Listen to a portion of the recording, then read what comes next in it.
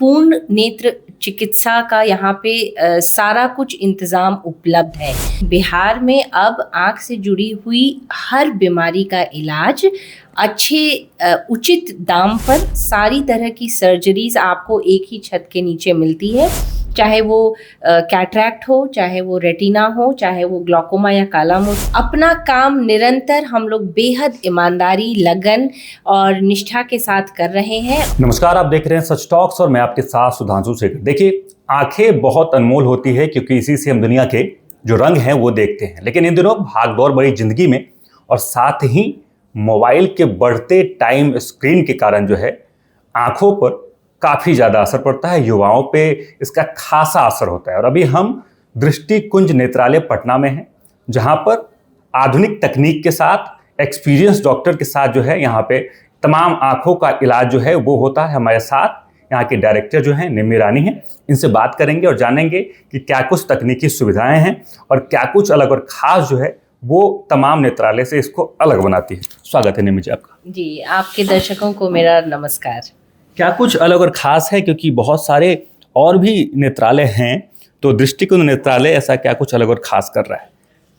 पहले तो आपके माध्यम से मैं बिहार के दर्शकों को ये ज़रूर बताना चाहूँगी कि बिहार अब किसी भी मायने में किसी भी और प्रदेश से आँख से जुड़ी हुई बीमारियों के इलाज में कहीं से भी पीछे नहीं है।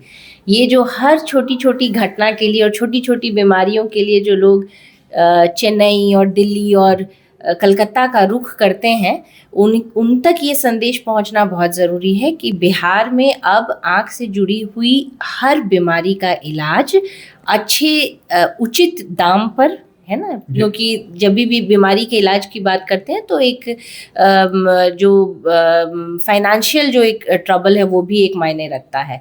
तो सही इलाज सही समय पर आपको मुहैया कराने के लिए बिहार में बहुत सी सुविधाएं हैं। रहा सवाल दृष्टिकुंज नेत्रालय का, तो दृष्टिकुंज नेत्रालय पिछले 6 साल से बिहार वासियों की सेवा कर रहा है।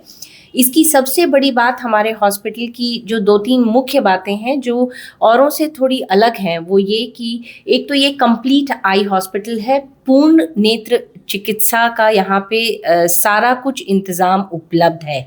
जांच से लेकर आधुनिक से आधुनिक स्कैन्स से लेकर लेटेस्ट लेज़र्स से लेकर सारी तरह की सर्जरीज आपको एक ही छत के नीचे मिलती है। चाहे वो कैटरैक्ट हो, चाहे वो रेटिना हो, चाहे वो ग्लॉकोमा या काला मोतिया हो, चाहे वो पीडियाट्रिक ऑफ्थेल्मोलॉजी मतलब बच्चों की आँखों की समस्याओं से जुड़ा हुआ जो बीमारियां होती हैं उसका इलाज हो, या किसी भी और तरह की आँखों की समस्या है तो उसका समाधान दृष्टिकुंज नेत्रालय में संभव है। यहाँ आँखों से जुड़े हुए जितने भी विशेषज्ञ हैं वो देश दुनिया के जो बहुत ही प्रतिष्ठित संस्थान हैं, जैसे AIIMS New Delhi, Aravind eye hospital Madurai, L V Prasad eye institute Hyderabad, यहाँ से सारे ट्रेंड हम लोग डॉक्टर्स की पूरी टीम है जो आपके आँखों की देखरेख के लिए तत्पर है। मोतियाबिंद और आँखों के ऑपरेशन के लिए पहले बिहार से बाहर ही नहीं बल्कि हमको लगता है कि देश से भी बाहर नेपाल जाना पड़ता था लोगों को। अब जब से ये खुला है और काफ़ी चर्चा का केंद्र भी रहा है, कितने लोगों की संख्याएं हैं? क्या अब लोग यहाँ अट्रैक्ट हो रहे हैं? लगता है कि लोग रेगुलर उस एवज में आते हैं यहाँ पे? देखिए, जो स्वास्थ्य सेवाएं हैं ना, या जो अस्पताल है ना, ये एक विश्वास पर टिका होता है। और विश्वास जो है वो एक ऐसा प्रोडक्ट है जिसको समाज में पैर जमाने में वक्त लगता है, समय लगता है। अपना काम निरंतर हम लोग बेहद ईमानदारी, लगन और निष्ठा के साथ कर रहे हैं और बिहार की जनता का भरपूर प्रेम और आशीर्वाद भी हमें मिला है। पिछले 6 सालों में हमने अपने number of OPTs, number of surgeries सब में अच्छा खासा इजाफा देखा है, जिसमें आप सब लोगों का, मीडिया के लोगों का, हमारे और समाज के जुड़े हुए जो लोग हैं, सबका बड़ा सहयोग और आशीर्वाद रहा है और हमने बहुत अच्छा काम किया है। ये मैं गर्व के साथ कह सकती हूँ कि लोगों की जो भी आशाएं थी, जिस भी बीमारी से लोग जूझ रहे थे, उनको आराम मिला है और उनकी आशाओं पर हम अभी तक फिलहाल खरे उतरे हैं। एक बड़ा जनरल सा सवाल रहता है आंखों के इलाज के लिए, क्योंकि अब जो छोटे बच्चे हैं लगातार मोबाइल में एक्टिव रहते हैं, जिसके बाद आंखों पे खासा प्रभाव पड़ता है।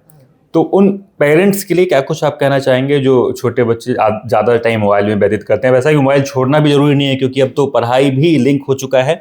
तो क्या कुछ आदमी अपने आप को प्रोटेक्ट करे उससे कि कम बचाव हो सके और बचाव इसमें हो सके। और साथ ही एक और एक्स्ट्रा सवाल इसमें हम लेंगे कि क्या कुछ लक्षण हैं इन तमाम चीज़ों को लेकर जिससे ये लोग को लगे कि हाँ मेरा आँख जो है अब खराब हो रहा है। इसमें एक बात तो मैं एकदम स्पष्ट तौर पर जितने भी कंसर्न लोग हैं उनको बोलना चाहूँगी, जिसमें कि सबसे इम्पॉर्टेंट होते हैं पेरेंट्स, दूसरे होते हैं हमारे स्कूल अथॉरिटीज़, है ना, चाहे वो स्कूल के संचालक हों, चाहे कोचिंग इंस्टीट्यूशंस के संचालक हों। सब लोगों से मेरा करबद्ध निवेदन है, मैं इतना ही कर सकती हूँ, करबद्ध निवेदन कर सकती हूँ कि मोबाइल आवश्यक है, पहले तो ऐसा बोलना बंद करें। मोबाइल कतई आवश्यक नहीं है। कोरोना काल के पहले कभी भी ऑनलाइन क्लासेस हमने नहीं सुना था।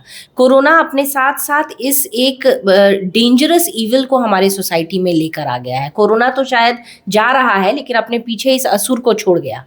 ऑनलाइन क्लासेस कहीं भी 18 साल से कम उम्र के बच्चों के लिए आवश्यक कतई नहीं है। पहले तो हमें इस धारणा को तोड़ना होगा।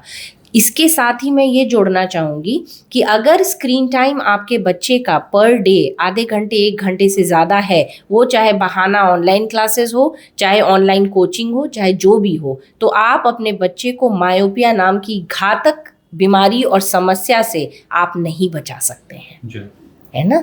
तो एक लाइन में मैंने बहुत जगह इंटरव्यूज़ दिए हैं और कई बार एडमिनिस्ट्रेशन को मैंने चिट्ठी लिख के इस बात के लिए बोला है, चाहे वो जितने भी लोग हैं, कोचिंग इंस्टीट्यूशंस, स्कूल्स, सबके प्रिंसिपल, सबसे मैंने निवेदन किया है। रिटन में बाकायदा हमने लेटर्स लिखे हैं कि, और जैसे हो भी रहा है ऑस्ट्रेलिया में, आप देख लीजिए, कल ही हमने न्यूज़ में सुना कि 16 साल से कम बच्चों के लिए वहाँ पर इलीगल हो गया है। अच्छा, मेरा खुद का एक जनरल सवाल रहेगा, जैसे कि लगातार मोबाइल पे मेरा काम होता है, एडिटिंग से लेके रिपोर्टिंग से लेके, तो क्या कुछ लक्षण मुझे ऐसा दिखेंगे जो मुझे लगा कि मेरा आंख अब खराब होने लगा है? देखिए, ये जो है ना, इसमें ये समझना पड़ेगा कि किस एज ग्रुप की हम बात कर रहे हैं। अभी तक जो मैं बोल रही थी वो था 18 साल से कम उम्र के लोग, क्योंकि उस समय तक आंखें ढंग से बनी हुई नहीं होती हैं।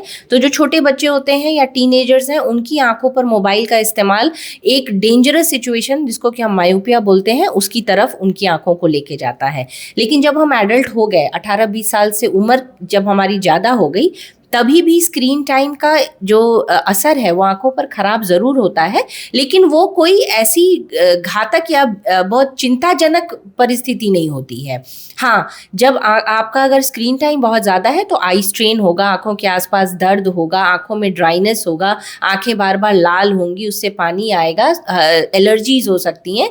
ये सब बीमारियाँ या ये सब सिम्टम्स, लक्षण हो सकते हैं जिससे कि आपको ये आभास होगा कि हाँ, आँखों पे जोर पड़ रहा है। लेकिन मैं फिर बोलूं कि मोबाइल का इस्तेमाल या स्क्रीन टाइम ज़्यादा होना, ये कम उम्र के बच्चे और टीनेजर्स के लिए जितना खतरनाक है, उतना एडल्ट्स के लिए नहीं है। तो एक लेवल तक स्क्रीन टाइम एडल्ट्स में फिर भी परमिसिबल है, लेकिन जो टीनेजर बच्चे हैं उनकी आज्ञा, जो उससे भी कम उम्र के बच्चे हैं, उनके लिए मोबाइल का इस्तेमाल हमारे यंग जनरेशन को मायोपिया के एपिडेमिक में ढकेल रहा है। क्या कैसे यहाँ लोग आएँ आँख का ऑपरेशन या इलाज कराने के लिए? एक एड्रेस आप बता दीजिए दर्शकों को।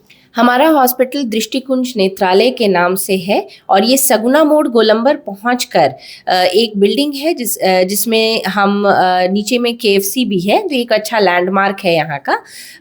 KFC के ठीक ऊपर दूसरे तीसरे मंजिल पर हमारा दृष्टिकुंज नेत्रालय चलता है। बहुत बहुत धन्यवाद आपका। तो देखिए, दृष्टिकुंज नेत्रालय पटना में आने के लिए एड्रेस आपके हमारे स्क्रीन के नीचे फ्लैश हो रहे होंगे, नंबर भी होगा। आप यहाँ से आकर अपनी आंखों के का इलाज जो है वो करवा सकते हैं, ऑपरेशन करवा सकते हैं, समुचित दाम, समुचित व्यवस्था और नई तकनीक के साथ जो है ये अस्पताल जो है पिछले 6 साल से तत्परता के साथ पूरे बिहार भर में नहीं, बिहार के आसपास के झारखंड, यूपी के भी लोग यहाँ आते हैं और इलाज करवा के जाते हैं। बाकी इन तमाम खबरों को लेकर आपका क्या कुछ कहना है कमेंट बॉक्स में जरूर लिखें और देखते रहें सच टॉक।